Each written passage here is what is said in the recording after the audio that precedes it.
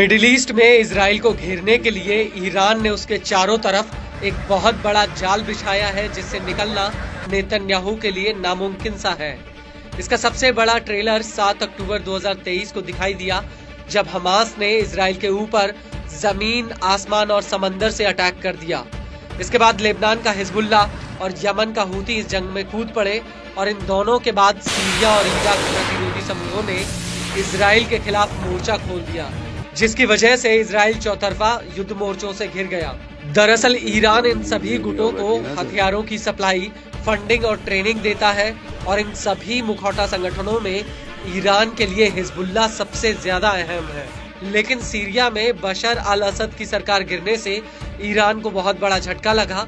वो इसलिए क्योंकि ईरान सबसे पहले अपने हथियारों को सीरिया में भेजता था और सीरिया से ये हथियार हिजबुल्ला को भेजे जाते थे। लेकिन असद की सरकार जाने के बाद हिजबुल्ला की सप्लाई लाइन पूरी तरह से ठप हो चुकी है और ईरान के लिए हिजबुल्ला का कमजोर होना मानो खुद ईरान का कमजोर होने के बराबर है।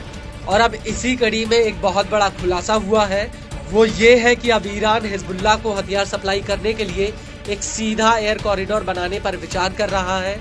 इसके बनने से हिजबुल्ला को फिर से हथियारों की सप्लाई शुरू हो जाएगी। इस कॉरिडोर को बनाने को लेकर तेहरान में हिजबुल्ला के साथ बातचीत भी चल रही है, जिसकी वजह से पश्चिमी देशों की चिंता बढ़ गई है।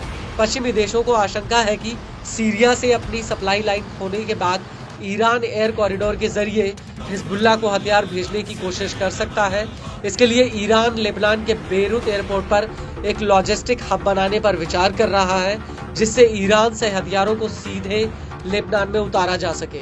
वहीं दूसरी तरफ इजराइल का कहना है कि अगर ऐसा होता है तो हिजबुल्ला के साथ युद्ध विराम समझौता टूट सकता है, और अगर ऐसा हुआ तो इससे इजराइल और हिजबुल्ला के बीच युद्ध की आग फिर से भड़क जाएगी।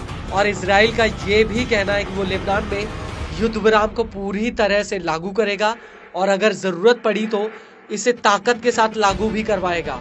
इजरायली मीडिया का कहना है कि इजराइल पहले ही ईरान से लेबनान जा रहे एक कार्गो विमान को इंटरसेप्ट कर चुका है और इजराइल का मानना है कि ईरान ने इस विमान में हिजबुल्ला को हथियार भेजे थे।